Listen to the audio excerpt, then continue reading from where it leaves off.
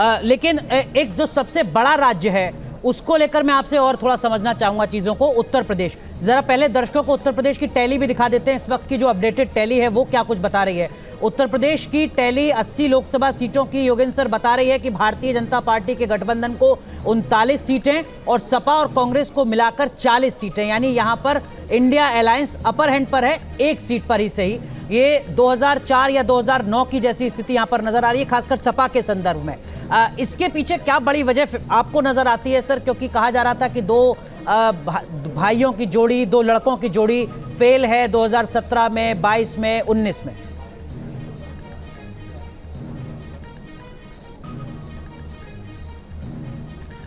मुझे लगता है शायद 10 या 12 अप्रैल की बात होगी। मैं उत्तर प्रदेश में घूम के आया था और आके मैंने ट्वीट किया था। ट्वीट में मैंने लिखा था उत्तर प्रदेश में राजनीतिक भूकंप आने वाला है। ये 62 बढ़ाना तो छोड़ दीजिए, बीजेपी के लिए 62 पाना नामुमकिन है। मुझे तो 50 सीट भी दिखाई नहीं दे रही हैं, ये लिखा था। और आपको ध्यान होगा कितनी जूत पतांग उसके बारे में फिर बाद में हुई थी, क्योंकि सब लोग मानते हैं कि राजनीति में या तो झूठी बोलता होगा। मुझे क्या दिखा था जिसके आधार पे मैं कह रहा था? पहला कि ये वहाँ कोई राम लहर नहीं थी। साधारण व्यक्ति वहाँ अपनी जीवन के जो दैनंदिन मुद्दे हैं, एक बार जिसे मैंने पहले भी कहा था, रिटर्न टू नॉर्मल पॉलिटिक्स, सामान्य राजनीति वापस आ गई। 2014 और 2019 में 2014 में एक आशा का अनुमान था, 2019 में युद्ध का अनुमान था। वो समाप्त होने के बाद जब सामान्य स्थिति में लोग वापस आए तो उन्हें महंगाई दिखाई दी, उन्हें बेरोजगारी दिखाई दी, उन्हें छुट्टा जानवर दिखाई दिया, किसान की अवस्था दिखाई दी।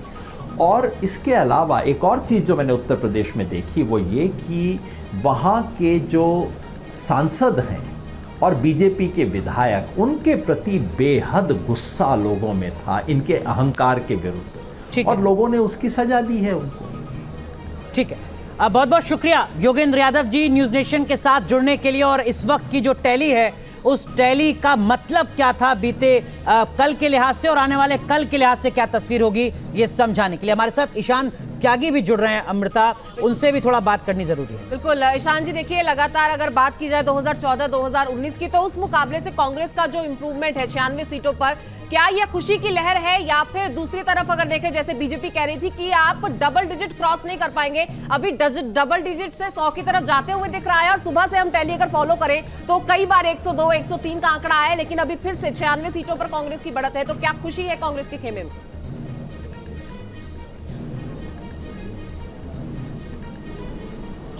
अमृता जी, देखिए जितना भी ये अभी नैरेटिव, जितना भी अपना हमारे जनादेश आ रहा है इस समय, आपको मेरी आवाज पहुंच रही है? जी बिल्कुल बिल्कुल, क्योंकि बहुत आवाज रिपीट हो रही है इसमें।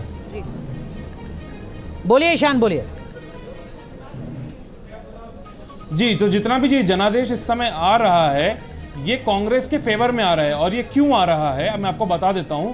क्योंकि कांग्रेस पार्टी ने पिछले कई सालों में जितना भी हम विपक्ष में रहे हैं, हमने सकारात्मकता की राजनीति करी है, हमने महंगाई के मुद्दे उठाए हैं, हमने बेरोजगारी का मुद्दा उठाया, हमने किसानों के मुद्दे उठाए हैं और धरातल पे जाके सभी पिछड़े वर्गों के लिए, दलितों के लिए, शोषितों के लिए, वंचितों के लिए हम जाके हमने लड़ने का काम किया है।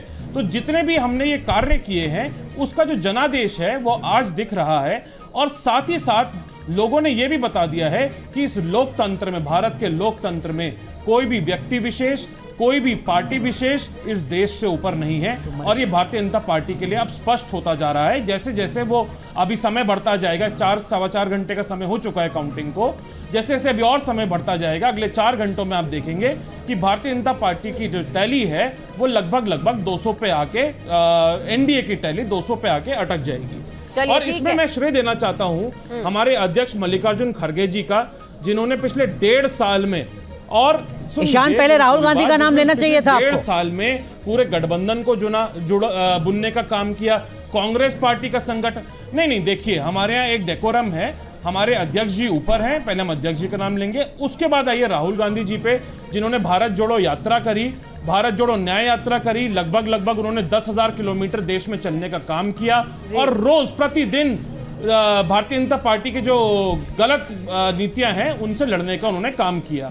और चलिए। इसमें मैं श्रेय देना चाहूंगा प्रियंका गांधी जी को भी, जिन्होंने धुआंधार 100 से ऊपर रैलियां करी और जाके वोटरों को रीच आउट करने का बिल्कुल ईशान जी, से ये लग रहा है कि कांग्रेस कहीं ना कहीं आंकड़ों आंकड़ों से जो है वो तृप्त नजर आ रही है और उम्मीद ये है कि आंकड़े और बढ़ेंगे। और अगर टेली की बात कर ले एनडीए और इंडिया अलायंस की, तो यहाँ पर हमें तकरीबन 60 का जो फर्क है वो 60 के आसपास का फर्क नजर आ रहा है। और इसी पर हमीरपुर से बीजेपी कैंडिडेट अनुराग ठाकुर क्या कुछ कह रहे हैं वो भी जरा सुन लेते हैं। जो रुझान अभी तक देखते हैं, चारों सीटों पर भारतीय जनता पार्टी भारी बढ़त बनाए हुए है और फिर एक बार चारों की चारों लोकसभा सीटें आदरणीय नरेंद्र मोदी जी भारतीय जनता पार्टी एनडीए के पक्ष में दिख रही हैं। हर बार हिमाचल ने 100% रिजल्ट दिया है, इस बार भी हिमाचल ने 100% रिजल्ट दिया है। बाकी कैसे देखते हैं आप कि एक बार फिर से मोदी सरकार होने वाली है? निश्चित तौर पर देश भर में एनडीए लीड कर रहा है और मुझे पूर्ण विश्वास है कि जब शाम तक पूरे नतीजे आएंगे, स्थिति स्पष्ट होगी। भारतीय जनता पार्टी एनडीए फिर एक बार, तीसरी बार मोदी जी के नेतृत्व में सरकार बनाएगा, क्योंकि देश को स्थिर और निरंतर सरकार चाहिए, एक ईमानदार दमदार नेता चाहिए और आज जो दुनिया की उम्मीदें भारत से हैं उन पे खरा उतरने के लिए ये निरंतरता और स्थिरता बहुत आवश्यक है।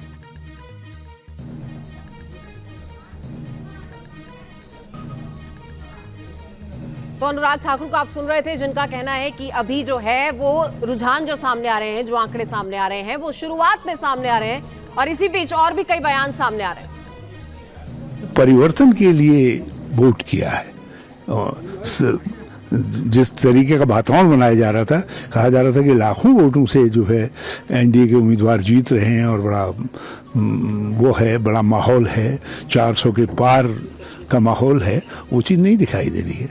जहाँ हैं भी बड़े क्लोज कंटेस्ट में हैं।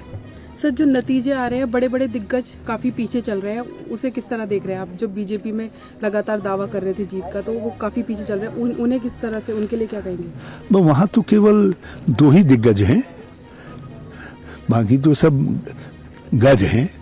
दिग्गज तो 2 ही हैं और दोनों में से भी एक दिग्गज पहले पीछे भी गए। ऐसा कभी हुआ नहीं सर, जो नतीजे ऐसा कभी हुआ नहीं कि प्रधानमंत्री जी किसी राउंड में कभी पीछे हुए। ये पहली बार है प्रधानमंत्री जी 2 राउंड में पीछे हुए। तो उत्तराखंड के पूर्व मुख्यमंत्री हैं, यूपीए सरकार में केंद्रीय कृषि मंत्री रहे हैं हरीश रावत, बड़े नेता उत्तराखंड के, उनके बेटे इस बार चुनावी मैदान में हैं। हमारे साथ रामदास आठवले साहब जुड़ चुके हैं, आप केंद्र सरकार में मंत्री, आरपीआई के अध्यक्ष करता धरता। बहुत बहुत स्वागत है आठवले जी आपका।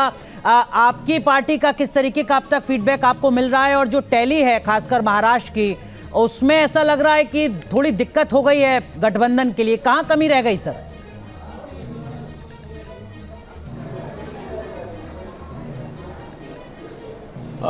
तो मतलब जिस तरह महाराष्ट्र में जो रुझान आ रहे हैं, ये मतलब हमारे लिए बहुत बड़े धक्कादायक रुझान है।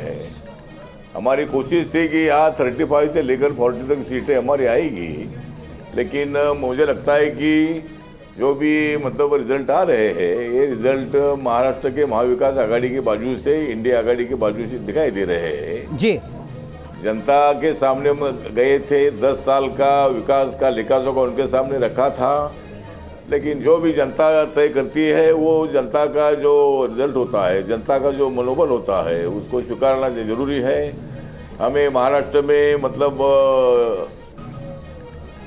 जो सीटें मिली है वो इतनी ठीक नहीं है।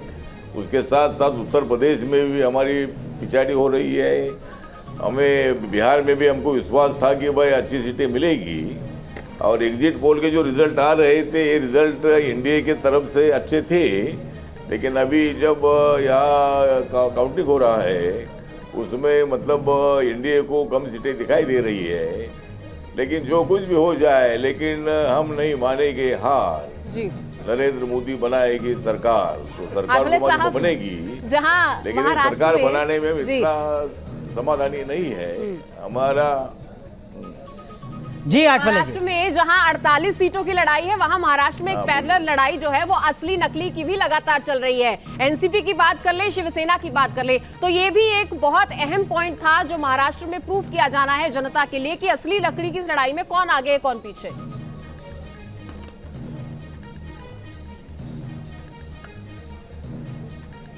हाँ, तो मतलब महाराष्ट्र में जिस तरह शिवसेना में फूट हो गई, एनसीपी में फूट हो गई, कांग्रेस के कई नेता मतलब एनडीए में आए, महायुति में आए, तो शायद जनता ने मतलब ये जो फूट है इसको मतलब उसको उन्होंने उसका विरोध किया है, ऐसा लगता है जी। मतलब जो भी एकनाथ शिंदे जी हमारे साथ आए, अजय दादा पवार हमारे साथ आए, अशोक चौहान जी हमारे साथ आए, मिलिंद देवरा जी हमारे साथ आए, संजय निरुपम हमारे साथ आए और गोविंद हमारे साथ आए, ऐसे कई नेता जो है, कई नेता हमारे साथ आए, लेकिन उनके साथ वोट आया नहीं। हाँ। तो इसी तरह मुझे लगता है कि जो चित्र दिखाई दे रहा है वो महाराष्ट्र के लिए हमारे लिए अच्छा नहीं है। जरूर इसका हम स्टडी करेंगे और मतलब इसमें सुधार करने का काम हम जरूर। रामदास आठवले जी, लगभग पिछले 20 साल से मैं आपको संसद में कवर कर रहा हूं, सोमनाथ चटर्जी के ज़माने से। आप अपने शायराना अंदाज के लिए जाने जाते हैं, जो भी बात होती है वो बेबाकी से आप अपने शायराना अंदाज में कहते हैं। अभी आप कह रहे थे कि हम झुकेंगे नहीं, हम थकेंगे नहीं। आज जो स्थिति है महाराष्ट्र में और दिल्ली की भी जो टैली आ रही है राष्ट्रीय स्तर पर, कुछ 2 लाइनें सर जो आपको याद आ रही हो आपकी।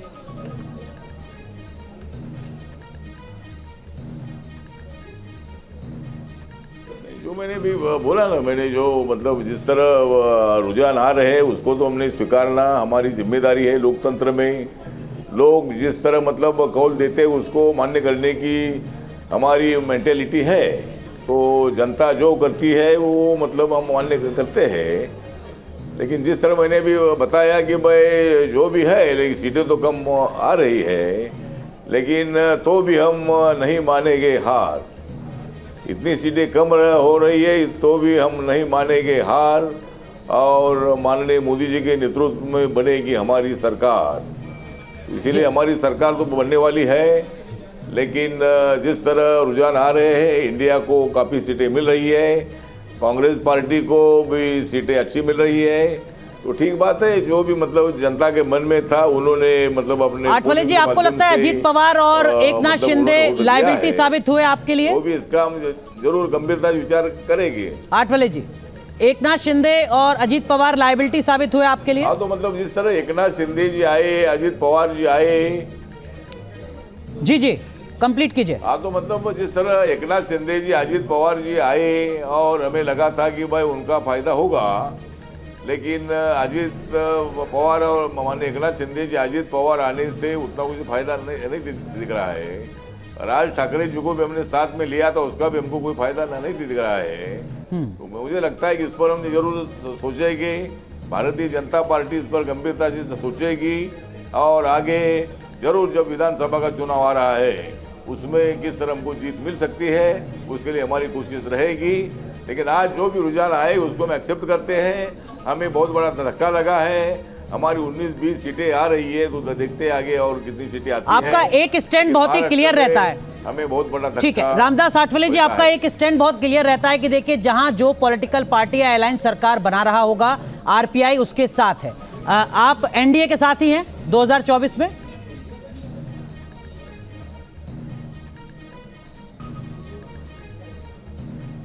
हाँ, 2024 में एनडीए के साथ रहेगी। 2024 में, अभी तो 2024 है तो एनडीए के साथ हम हैं। 2029 में भी एनडीए के साथ हम रहेंगे और सरकार तो बन रही है, लेकिन जरूर हम माननीय नरेंद्र मोदी जी और हम बैठकर इस पर गंभीरता से सोचेंगे कि जनता के मन में क्या था और हम कहाँ कम पड़ गए हैं। इसका जरूर हम लेखा जोखा करेंगे और आगे इसमें किस तरह इम्प्रूवमेंट हो सकती है उसके लिए जरूर जाहिर तौर पर आठवले साहब इस पर रिव्यू तो होगा ही, लेकिन बात अब विधानसभा चुनाव की भी आप कर रहे थे जिस तरीके से, तो लगता है कि ये जो एकजुटता थी वो रहेगी आगे। अजीत पवार की अगर बात कर ले या उधर दूसरी तरफ बात कर ले हम, तो ये एकजुटता नजर आएगी विधानसभा चुनाव तक? हाँ, तो मतलब हमारी एकता तो है ही है, लेकिन हमारी एकता भी कम पड़ गई है। मतलब हमें विश्वास था कि 40 तक सीटें हमारी आएगी जी, लेकिन हम 40 तक नहीं पहुंचे हैं। हमारी सीटें 19, 20, 21, 22 सीट आ रही है। तो जरूर विधानसभा में इस पर हम सोचकर हम मैदान में उतरेंगे, कैंडिडेट जल्दी तय करेंगे और मेरी जो रिपब्लिकन पार्टी है, इस रिपब्लिकन पार्टी को थोड़ा सा महत्व देने की आवश्यकता है जी। भारतीय जनता पार्टी जरूर आगे रिपब्लिकन पार्टी को मतलब ताकत देने का काम करेगी। तो दलित वोट है, ये दलित वोट बिल्कुल किस तरह हमारे पास आ सकता है, बिल्कुल माइनॉरिटी का वोट भी किस तरह हमारे आप पास कह रहे आ हैं कि सकता है। अजीत पवार और एकनाथ इसके शिंदे से तो बारे में बेहतर यह है कि बीजेपी NDA आरपीआई पर को फोकस करे महाराष्ट्र में। बहुत बहुत शुक्रिया रामदास आठवले जी हमारे साथ जुड़ने के लिए। तो बाकी जो पैनलिस्ट हैं उनसे चर्चा को आगे बढ़ाएंगे, लेकिन उससे पहले जो टैली है अपडेटेड वो एक बार बता दें। 297 सीटों पर एनडीए, 227 सीटों पर इंडिया, 19 सीटों पर अदर्स। ये तो अब लगभग मनोज सर तय सा हो गया है, हम पिछले काफी घंटे से देख रहे हैं। टैली में कोई बदलाव नहीं है, अब होगा भी नहीं बदलाव एक दो सीटों को छोड़कर। हाँ देखिए, मुझे लगता नहीं कि कोई लंबे चौड़े चेंजेस आने वाले हैं इसमें। तो एक बात तो तय है कि सरकार एनडीए की ही बनेगी, ये भी तय है कि मोदी ही तीसरी बार पीएम बनेंगे, और ये भी तय है कि ये जो सरकार होगी ये अलायंस पार्टनर के साथ काम करेगी, और अलायंस पार्टनर का इसमें काफ़ी बड़ा से होगा। तो जिस तरीके से पहले सारे के सारे डिसीज़न बीजेपी लेती थी और अलायंस पार्टनर का रोल बहुत छोटा होता था, वो इस सरकार में होगा नहीं। आपने देखा होगा कि पहले सारा का सारा सेंट्रलाइज था, चाहे कोई भी मिनिस्टर हो, चाहे वो बीजेपी का ही मिनिस्टर हो, उसके हाथ में भी पावर कंपैरेटिवली कम थी। लेकिन अगर अलायंस पार्टनर का कोई मंत्री बनता है तो उस मंत्री के हाथ में मेरे को लगता है कि काफ़ी पावर होगी और वो एक इंडिपेंडेंट तरीके से ही काम करेगा। ठीक है NK sir, one nation one election BJP का एक अधूरा बड़ा चुनावी वादा, इस टैली के साथ क्या आपको लगता है कि वो परवान चढ़ पाएगा? नहीं, बिल्कुल नहीं चढ़ पाएगा, क्योंकि अब इसके बाद राज्यों में चुनाव होने जा रहे हैं। ऑलरेडी 2 राज्य में आप देख रहे हैं राज्यों में चुनाव होंगे। जो 4 कॉन्स्टिट्यूशनल अमेंडमेंट्स हैं, जिसमें कि मैंडेटरी होगा ratification from half of the states, वहाँ पे ये फंस जाएंगे, क्योंकि वो वहाँ से नहीं मिलेगा। इसलिए अब वो 29 में तो नहीं हो सकता फिलहाल। और दूसरा, आपको यहाँ पे भी जो संविधान संशोधन संसद में करने हैं, जिसमें 2/3 बहुमत चाहिए रेटिफिकेशन के अलावा, वो भी तो आपको नहीं मिलने जा रहा है। इस समय तो आपका वो स्कीम ही खत्म हो जाएगा, क्योंकि 2/3 बहुमत के लिए आपको 362 चाहिए प्रेजेंटेड वोटिंग, तो वो आपको नहीं मिल पाएगा। लिहाजा अब आपका वो स्कीम भी रुक जाएगा, क्योंकि अगर आप रेटिफिकेशन छोड़ भी दें तो जो संविधान के संशोधन है करीब 6 करने पड़ेंगे, वो आप कहां से लाएंगे? ये मुझे लगता है कि अब वो खटाई में पड़ जाएगा।